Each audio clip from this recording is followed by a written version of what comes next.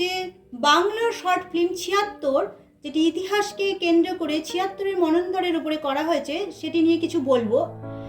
আপনাদের সঙ্গে শেয়ার না করে পারলাম না।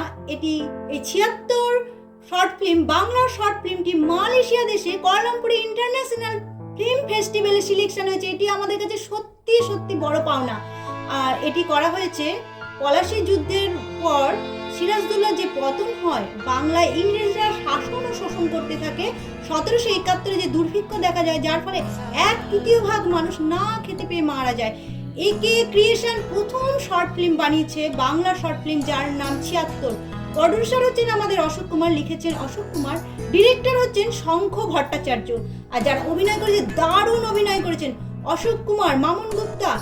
আর এই ফিল্মটি ৭৬ যেটি বাংলা শর্ট ফিল্মটি, এটি বিভিন্ন জায়গায় best actor, best film, best স্টোরিতে অ্যাওয়ার্ড পেয়েছে।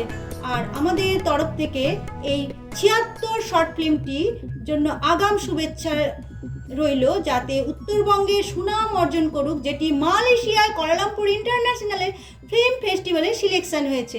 Thank you.